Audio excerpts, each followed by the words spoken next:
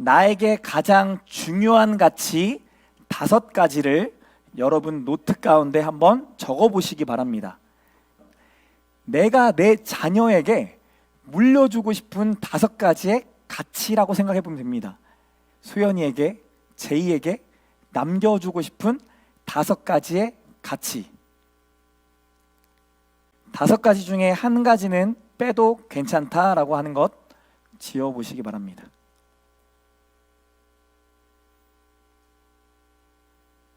그 다음 또 하나를 지웁니다.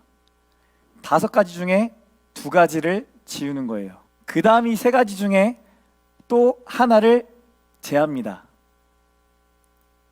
2개밖에 못 준다고 한다면, 2개만 갖고 살아야 된다고 한다면 이 2가지가 과연 뭘까요? 2가지 중에 한 가지만 남겨놓습니다.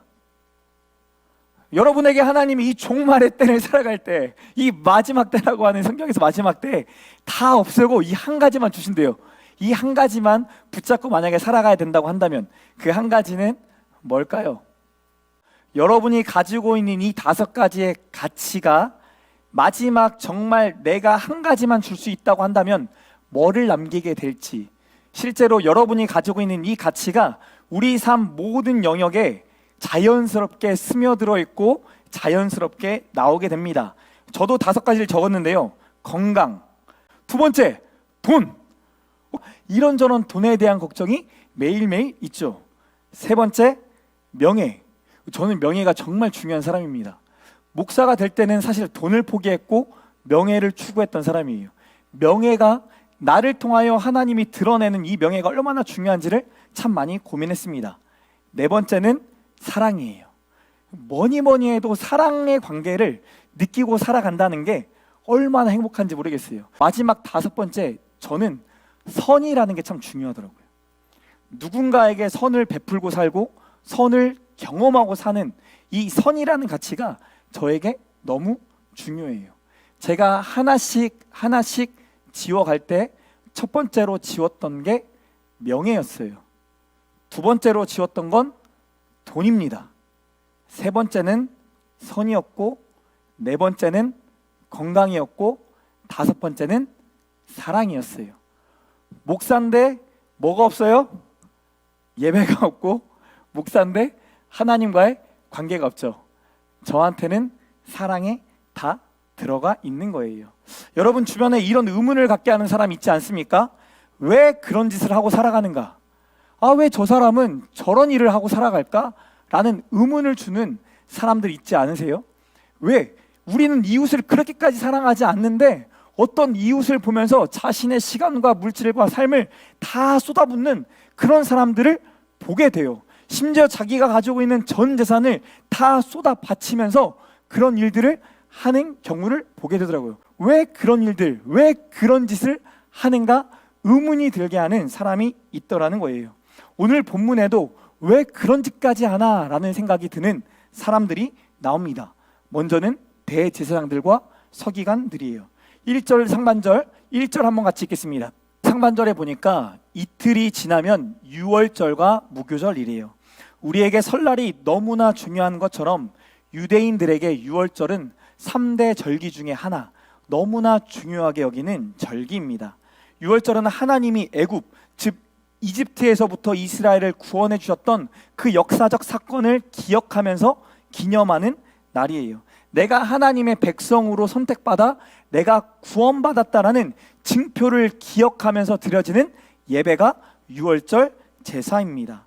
유월절은 하나님이 애굽의 주인이 아니라 온 세상의 주인이 되셔서 우리를 기억하시고 다스리시고 함께 하신다, 우리가 하나님의 백성이다라는 표를 보여준다라는 거예요.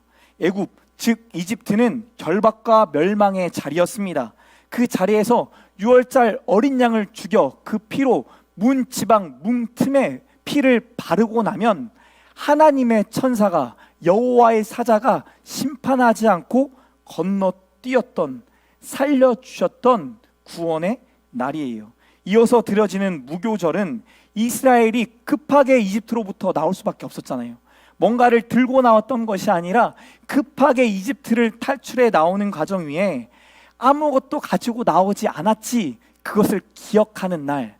그래서 잘 차려진 음식을 먹는 것이 아니라 누룩, 이스트가 들어가 있지 않는 빵을 먹으면서 하나님이 우리를 구원해 주셨지, 이 광야에서도 인도하시지라는 것을 기억하는 날입니다. 이스라엘 백성에게는 매년 유월절과 무교절을 특별한 날로 여기며 나를 하나님의 언약 백성으로 삼아 주셨지라는 이 정체성을 기억하는 날로 특별하게 보냈어요. 성전이 있는 예루살렘에 사람들이 모여들기 시작합니다. 수많은 인파가 모여들기 시작해요. 이 유월절과 무교절에 가장 바쁜 사람이 누구일까요?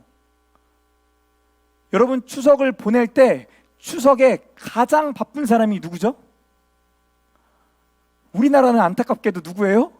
엄마들이 참 애쓰고 수고하세요. 우리 옆에 계신 엄마들을 바라보며 참 수고가 많으십니다. 예루살렘 성전에 유교절과 무교절을 지킬 때 가장 바빴던 사람들이 누구겠어요? 이 당시에 하나님께 제사를 드리도록 준비하는 제사장들과 서기관들이 가장 바빴겠죠. 저도 이 주일을 중심으로 살아가는 사람입니다. 목사들은 이 주일이 가장 긴장되는 날이에요. 목요일쯤 되면은 약간 긴장이 되기 시작합니다. 주일 예배를 준비하기 위해 본격적으로 뭔가 들어가기 시작해요. 그리고 이틀 전인 금요일에는 긴장의 강도가 점점점 올라가져요. 그리고 토요일쯤 되면 상당히 예민해집니다. 그런데 예상과는 다르게 오늘 본문 1절 하반절에 보니까 대제사장들과 서기관들이 예수를 흉계로 잡아 죽일 방도를 구하며 라고 말씀합니다. 가장 바빠야 될 그 사람들이 유월절 제사를 드림을 통해 이스라엘 백성에게 너희는 하나님의 백성이야, 백성인 그 정체성을 깨달아 알겠지. 비록 우리가 흩어져 살아가는 디아스포라 유대인이라 할지라도 흩어져 살아가는 그 땅에서도 하나님이 너희의 주인이 되셔서 다스리고 계시잖아 라는 것을 깨닫게 하도록 기도하고 수고하고 애써야 될 그 사람들이 지금 뭐를 하고 있어요? 예수를 흉계로 잡아 뭐 할 방도를 구한다? 죽일 방도를 구한대요. 흉계로 번역된 헬라어 단어는 본래 미끼라는 단어입니다. 낚시를 할 때 쓰는 이 미끼라는 단어가 이 흉계라는 단어예요. 예수님께 지금 낚시질 하겠다는 거예요. 미끼를 던져서 예수님에게 어려움을 취하도록, 어떻게 하면 예수님을 잡을 수 있을까? 어떻게 하면 거기서 끝나지 않고 죽일 수 있을까? 연구하고 고민하고 있다라는 거예요.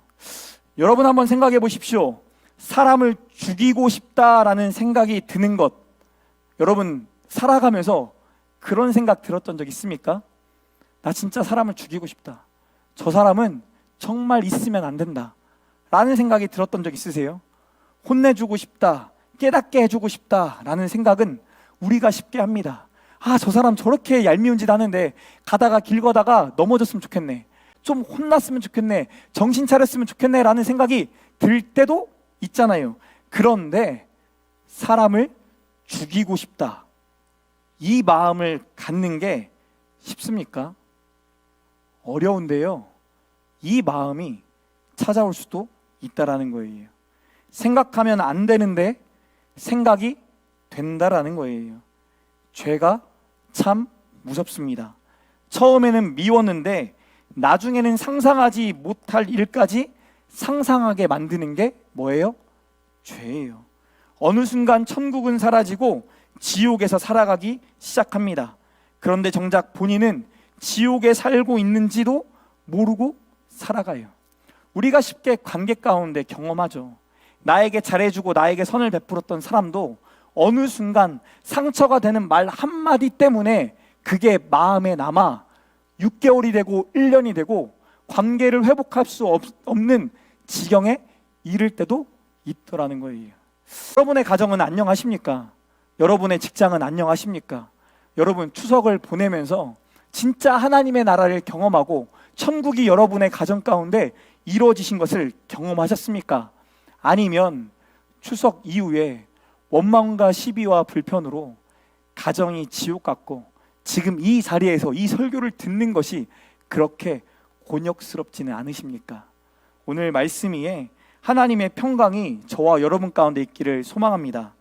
이스라엘을 대표하는 종교 지도자들, 단순히 종교적 영향력만 가지고 있던 것이 아니라 삶 전체에 백성들에게 영향을 미쳤던 자들이 예수님께 어떤 미끼를 던져 잡아 죽일까 고민하고 있습니다.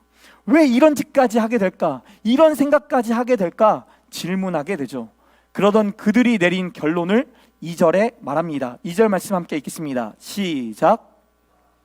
그들이 내린 결론은 밀란이 날 수도 있으니 지금 이번 명절 6월절에는 하지 말자라고 결론을 내립니다. 예수님을 죽이는 과정이 과연 정당한 것인가? 서로 질문해야겠죠. 누구보다 성경을 잘 알고 있는 그들이라고 한다면 정말 성경이 말하고 있는 메시아가 예수님은 아닐까? 혹 우리가 메시아에게 죽음을 선사하는 말도 안 되는 짓을 하고 있지는 않은가?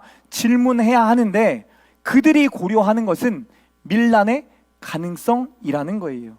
많은 사람들이 예수를 따르기 때문에 예수를 체포하면 밀란이 일어날 수 있다는 것을 짐작하고 계산합니다. 예수님을 탐하는 자가 대제사장과 서기관들만 있었던 것은 아닙니다. 본문 10절, 11절 함께 읽겠습니다. 시작. 열둘 중에 하나인 가룟 유다가 예수를 넘겨주려고 대제사장들에게 가매 그들이 듣고 기뻐하여 돈을 주기로 약속하니 유다가 예수를 어떻게 넘겨줄까 하고 그 기회를 찾더라. 지금 누가 예수를 넘기겠다고 해요? 예수님의 제자 가롯 유다도 예수님을 대제사장에게 어떻게 넘길까 고민하고 있대요. 11절 하반절에 그 기회를 찾더라 라고 말합니다. 찾더라로 번역된 이 헬라어는 미완료 시제를 쓰고 있어요. 미완료 시제는 과거, 현재, 미래, 즉 지속적으로 생각해 왔다라는 것을 알 수 있습니다. 가룟 유다가 갑자기 어느 시점부터 예수님을 어떻게 죽일까, 어떻게 넘길까, 과거, 현재, 그리고 앞으로도 생각하고 있다라는 거예요. 같이 사역을 합니다. 예수님의 놀라운 기적도 봅니다. 죽은 자가 살아가는 것도 봤고 오병이어로 5,000명을 먹이고도 12광주리가 남는, 바구니가 남는 놀라운 기적도 경험합니다. 예수님의 말씀이 일반 랍비들의 말씀과는 전혀 다른 급의 천상세계를 경험할 만한, 저 세상 세계를 이 땅 가운데 가져고 올 만한 말씀을 들었습니다. 그런데 어느 순간부터 누구를 넘겨줄 생각을 한다고요? 예수님을 넘겨줄 생각을 한다고요. 무엇이 그로 하여금 생각지도 못한 일을 저지르게 할까요? 11절에 대제사장들이 대가로 뭐를 준다고 약속하죠? 돈을 주겠다라고 약속합니다. 가룟 유다에게 돈이 급했을까요? 예수님에 대한 실망이 컸을까요? 혹 자신이 생각했던 메시아는 아닐까요? 가룟 유다에게 어떤 마음이 생겼는지 성경은 정확히 말하고 있지 않지만 우리는 가룟 유다에게 질문해 볼 수 있겠죠. 도대체 왜 예수님을 넘길 마음이 생겼는가? 대제사장들과 서기관의 마음속에 지옥이 이미 시작돼 버렸습니다. 가룟 유다의 마음속에 어느 순간부터 지옥이 임재해 버렸습니다. 지옥이 멀리 있지 않은 거죠. 돈이 나를 지배할 때, 감정이 나를 지배할 때, 뭔가 나를 지배하기 시작할 때 그 순간부터 지옥이 시작됩니다. 여러분, 지난 한 주를 생각해 보세요. 여러분은 뭐에 그렇게 컨트롤 당하고 지배당하신 것 같으세요? 여러분, 어떤 감정이 여러분의 마음속에 떠나지 않아 그 감정이 커지고 감정의 소용돌이 속에 흘러갔던 일들 경험한 적 있지 않으십니까? 배우자의 잘못된 모습 하나가 갑자기 지난 날들과 연결되기 시작하더니 커져서 그 사람이 지금 나를 위해 베풀고 있는 사랑과 선과 양선의 모습은 보이지 않는 그런 시간들을 겪고 계신 분들도 계세요. 혹 여러분의 삶 위에 그 보여지는 것들로 인해 감정의 소용돌이를 위해 지옥을 살아가고 계신다고 한다면 오늘 말씀 위에 참되게 자유케 되는 저와 여러분 되시기를 축복합니다. 무언가 나를 지배하려고 할 때, 다시 말해 무언가 나의 주인이 되려고 할 때 그 주도권을 그 주인에게 내어줘 버리면 나도 모르게 끌려가게 돼 있어요. 돈이 나의 삶의 주인이 되기 시작하면 나도 모르게 돈과 관련된 일들이 수도 없이 일어납니다. 여러분, 감정이 나의 주인이 되기 시작하잖아요. 감정이 성가실 만한 일들이, 감정을 요동치게 할 만한 일들이 지난주 여러분의 삶 가운데 계속 일어났을 거예요. 뭔가가 여러분의 삶에 지배하기 시작할 때, 주도권을 여러분도 하나님이 아닌 그 무언가에 내어주기 시작할 때, 내어줬던 그 무엇이, 그 사람이, 그 어떠한 일들이 여러분을 막 소용돌이치게 만들었을 거예요. 그리고 나도 모르게 그렇게 허우적거리며 이 자리에 나올지도 모릅니다. 여러분, 생각해 보십시오. 예수님이 죽으면 바리새인들에게, 대제사장과 서기관들에게 천국이 임합니까? 예수님을 은 30에 팔고 나면 가룟 유다가 생각했던 삶의 많은 영역들, 고민들이 해결될까요? 왜 그런 짓을 할까요? 죄에 대한 분별력이 사라지면 죄를 어떻게 지을까만 고민하는 게 우리라는 거예요. 죄라는 것을 어느 순간 용납하고 받아들이기 시작하면 나도 모르게 죄에 대한 분별력이 있는 것조차 사라져버려서 죄가 나를 다스리고 나의 주인이 되도록 내버려 두더라는 거예요. 배우자에게 질투하는 마음이 생기는 게 당연합니까? 배우자를 싫어하게 되는 게 당연합니까? 내 자녀를 향하여 저주하는 입술이 당연합니까? 당연하지 않은데요, 어느 순간에는 당연하게 여겨져요. 시간의 때가 갈수록 아내를 바라보는 남편의 눈빛이, 남편을 바라보는 아내의 눈빛이 더 반짝반짝 빛나야 되는 게 맞아요, 안 맞아요? 맞아요. 새벽호를 돌면서, 만성동을 돌면서 사랑하는 남편과 아내와 자녀들과 손을 잡고 팔짱 끼고 다니는 게 맞아요, 안 맞아요? 맞아요. 맞는데 그런 사람들만 보면 뭐라고 말해요? 불륜이네. 불륜이에요. 우리가 하나님 앞에 불륜을 저지르는 건 아닙니까? 하나님이 주신 마음을 외면한 채, 하나님이 주신 명령을 외면한 채, 내가 가장 사랑해야 될 내 뼈 중에 뼈고 내 살 중에 살, 내 존재 자체인 자녀들을 사랑하는 게 왜곡되어져서 오히려 사랑하지 못하는 방식들로 씨를 뿌리고 있지는 않냐고요. 그런 일이 없음에도 불구하고 일상 가운데 함께하는 식사의 자리가, 일상 가운데 함께 보내는 추석의 자리가 특별하게 경험되어야 한다고요. 그런데 어느 순간부터 지옥이 우리 가운데 찾아와요. 죄에 대한 분별력을 갖고 있지 않기 시작하면 나도 모르게 죄가 죄를 낳는, 결국 우리가 죽어가는 것을 알면서도 놓치게 되는 그런 순간들이 찾아오죠. 그런 순간에 질문이 사라집니다. 무언가에 사로잡혀 왜 그런 일을 하고 있는지, 내가 왜 이런 감정에 휩싸여 있는지 하나님께 질문하지 않아요. 하나님 입장에서 우리의 관계를 보지 않습니다. 하나님 입장에서 나의 물질과 내가 처해 있는 이 영적 전쟁의 상황을 보려고 애쓰지 않아요. 내 입장에서, 내 상황에서, 내 환경에서, 내 심각에서 쉽게 판단해 버립니다. 그렇게 되기 시작할 때 뭐가 다치죠? 귀가 다쳐요. 마음이 다쳐요. 그리고 입이 닫혀져 버립니다.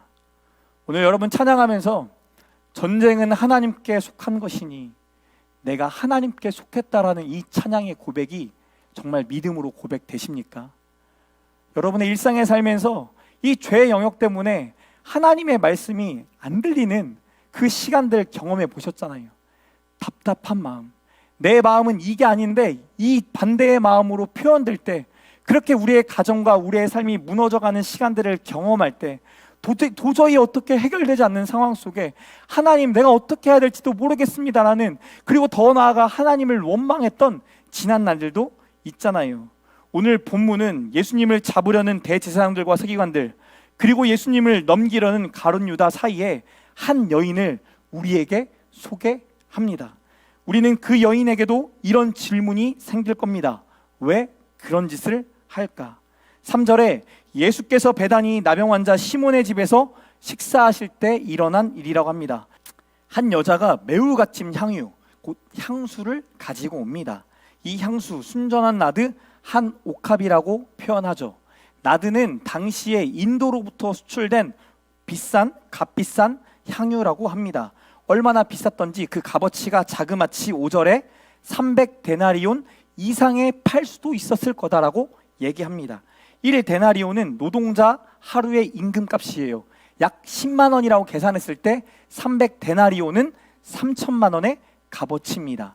20만 원이라고 하면 얼마예요? 6천만 원이에요. 6천만 원의 값어치가 되는 향수를 예수님 머리 위에 깨트리고 예수님 머리 위에 흘러가게 합니다. 상상이 가십니까? 왜 그런 짓을 하느냐? 질문이 나오지 않겠어요? 왜 이런 일을 하는지 4절에 이런 의문을 가진 사람들이 나옵니다. 4절 말씀 함께 읽겠습니다. 시작. 어떤 사람들이 화를 내어 서로 말하되 어찌하여 이 향유를 허비하는가? 이어 5절에는 이 향유를 300데나리온 이상에 팔아 가난한 사람들에게도 줄 수 있었겠도다 하며 그 여자를 책망합니다. 그 여자가 한 행동이 이해가 되지 않는다라는 거예요. 그것으로 끝나지 않았죠. 그들의 태도를 잘 보십시오. 화를 내기도 했고 책망을 하기도 합니다. 6절에 보니까 사람들이 그 여자를 괴롭게 한다라고 예수님이 표현합니다. 300데나리온 이상의 값어치가 있는 값비싼 향유를 예수님께 허비했다라는 생각이 그들 가운데 가득하다라는 거예요. 아무리 예수님이라도 그렇지 그걸 그렇게 쓴다고, 이걸 차라리 팔아서 가난한 사람들에게 주지 왜 저렇게 썼을까요? 그 여자에게 300데나리온이 작은 금액이었을까요? 8절에 보니까 그 여자도 그 힘을 다하여 준비했다라는 표현을 합니다. 그녀에게도 이 향유값 300데나리온 이상 가는 이 향유는 그녀에게도 큰 값어치 그 이상의 의미를 갖고 있다라는 겁니다. 오히려 사람들은 여자에게 물어봐야죠. 왜 이런 일을 하게 됐습니까? 남의 것을 가져다가 예수님의 머리에 부은 것도 아닙니다. 그럼에도 불구하고 그들은 그녀에게 화를 내고 책망하고 괴롭게 합니다. 뭐가 그들을 그렇게 화나게 했을까요? 내 돈, 내 산인데, 내가 사고 내가 경험하는 건데 왜 이렇게 화를 내십니까? 여자가 역으로 질문해야겠죠. 이때 예수님이 등장합니다. 6절에 그가 내게 좋은 일을 하였느니라. 7절에 나는 너희와 항상 함께 있지 아니하니라. 8절에 그는 힘을 다하여 내 몸에 향유를 부어 내 장례를 미리 준비하였느니라. 여자가 왜 이렇게 비싼 300데나리온 이상 되는 향유를 예수님의 머리 위에 흘려 보냈다고요? 예수님의 장례를 준비하기 위해. 예수님이 자신의 죽음에 대해 이미 제자들에게 3차례 말했었습니다. 내가 고난과 순환과 역경을 당한 이후에 죽었다가 살아나리라 말씀했어요. 그렇다고 한다면 정작 예수님의 죽음을 준비해야 될 자가 누구죠? 제자들이었어야 하는데 오늘 본문에 보니까 예수님의 죽음을 준비하는 자는, 장례를 준비하는 자는 이름도 없는 한 여자다라고 말합니다. 예수님이 말씀하셨지만 제자들이 믿은 거예요? 믿지 않은 거예요? 믿지 않은 거예요. 자신들이 생각했던 예수님의 모습, 메시아의 모습, 왕이 되셔서, 이스라엘의 왕이 되셔서 자신들이 오른팔 왼팔을 할 그날만 상상했지 예수님이 죽을 것은 3번이나 말씀했음에도 불구하고 들리지 않았던 겁니다. 자신들의 계획에는 없던 일입니다. 자신들이 계산했던 일이 아닌 거예요. 제자 중 그 누구도 예수님의 죽음을 준비하지 않았는데 오늘 본문에 나온 이름 없는 한 여인, 그 한 여인만 예수님의 죽음을 준비하고 있습니다. 그녀에게 예수님이 어떤 존재인지를 보여주죠. 왜 이 여인은 300데나리온으로 가난한 자들을 섬길 수도 있고 300데나리온으로 남들이 누릴 수 없는 더 많은 것들을 누릴 수 있었을 텐데 예수님은 마가는 이름조차 기억하지 않고 적어놓지 않는데도 불구하고 그 큰 값어치를 예수님 머리 위에 부어드릴까요? 제자들도 안 하는 그 일을 왜 할까요? 제자가 생각하는 예수님과 여자가 생각하는 예수님이 다른 거죠. 여러분에게 예수님은 어떤 존재입니까? 여러분에게 오늘 드려지는 이 예배는 어떤 의미가 있습니까? 오늘 우리가 예수를 믿는다라는 건 여러분에게 어떤 가치를 가지고 있습니까? 제가 이번 주에 여러분을 만나다가 한 지사님 가정을 만났어요. 한 지사님 가정을 만났는데 한 지사님이 저에게 이런 얘기를 하시는 거예요.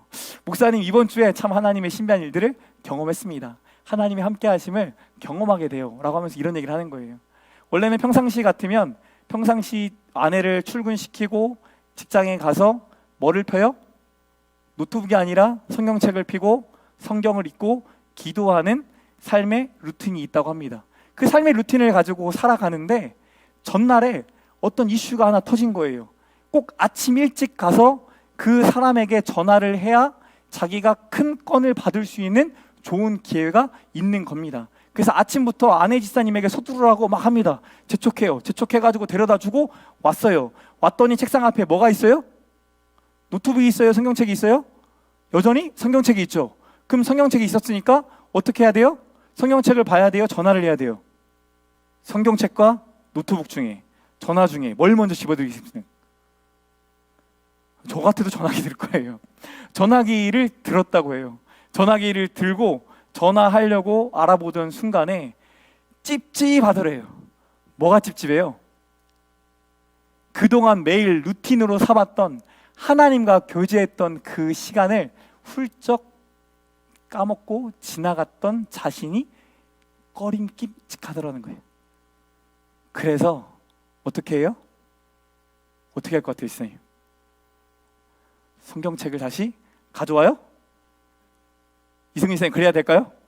할렐루야. 실제로 가져왔대요. 가져와서 성경을 읽고 기도를 하죠. 마음이 어땠을까요? 성경이 제대로 보이기나 했으며 성경이 제대로 읽혀지고 나에게 하시는 하나님의 말씀으로 들려졌을까요? 저 같으면 아니었을 것 같아요. 그분은 분명히 그랬을 텐데 저는 아니었을 거예요.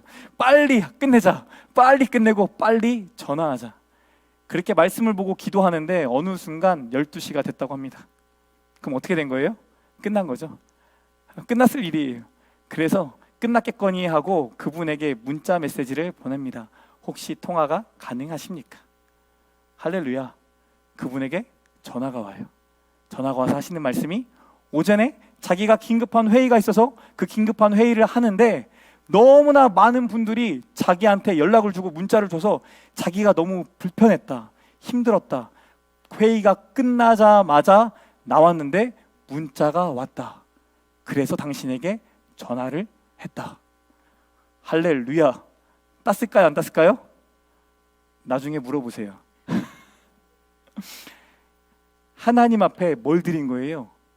하나님 앞에 가장 중요한 시간, 하나님 앞에 타협하지 않은 마음을 드린 거죠. 여러분, 목사인 저도 타협하고 싶을 때가 참 많이 있어요. 나에게 마음이 급할 때가 참 많이 있어요. 예수를 믿으면서도 세상에 돈이 보일 때가 솔직히 너무 많이 있어요. 세상의 명예가 왜 안 보이겠습니까?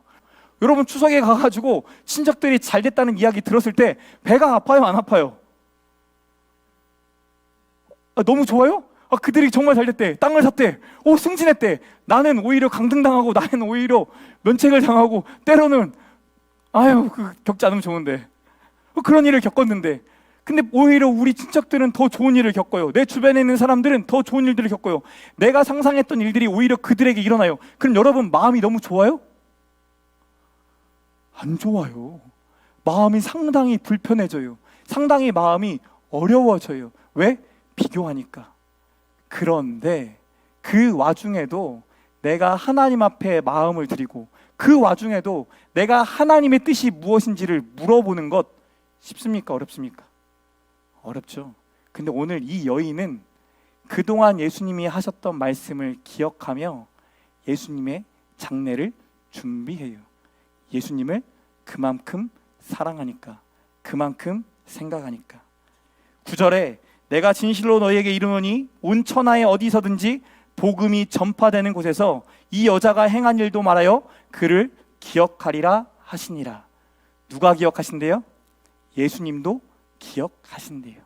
여자만 예수님을 기억한 줄 알았더니 여자가 평생, 아니 예수님이 다시 오는 그날까지, 복음이 흥황하게 전파될 때까지 예수님이 기억하는 자로 삼으시겠대요. 사랑하는 성도 여러분, 저와 여러분이 하나님이 기억하는 자 되기를 축복합니다. 여러분, 정말 예수님이 여러분을 기억하는 자 되시기를 소망합니다. 예수님이 여러분을 자랑하는 자 되시기를 소망합니다. 왜 너는 이런 일까지 할까? 라는 의문이 저희에게 있기를 바래요.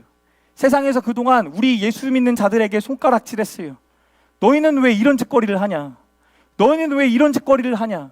그러면서 너네가 세상의 악이다라고 이제는 말하기 시작해요. 이전에는요, 학교를 세우고 병원을 세우고 교회를 세우고 가정을 세우고 공동체를 세웠던 게 누구예요? 교회 공동체였어요. 예수를 믿는 사람들이었어요. 저 사람들은 왜 저런 짓을 할까? 왜 저 사람들 저들의 시간과 물질을 들여 왜 저런 짓을 할까? 의문을 가졌던 자들이 예수 믿는 자들이었어요. 그런데 어느 순간부터 우리가 예배 드리는 걸 보고 쟤네는 예배만 드리지 예수님을 믿는다고 하면서 예수님은 따르지 않는 자라고 말하기 시작해요. 추석을 보내면서 여러분의 주변의 지인과 친척들이 이런저런 자랑을 할 때 여러분들은 어떤 자랑을 하셨습니까? 예수 믿는 것 자랑하셨습니까? 예수를 믿어서 내 삶에 하나님의 나라가 임한 것 자랑하셨습니까? 아니면 이번에 돈 떨어지고 주식이 떨어지고 집값이 떨어져서 내 삶이 참 고나다라는 고백만 하셨습니까? 우리가 자랑할 게 뭘까요 대체? 여러분이 가장 중요하게 남겼던 그 한 가지 가치가 대체 뭡니까? 오늘 여러분이 남겨진 그 가치가 하나님을 향한 사랑, 우리를 향하신 그 사랑 때문에 하나님을 사랑하길 원하는 그 사랑으로 고백되어지기를 소망합니다.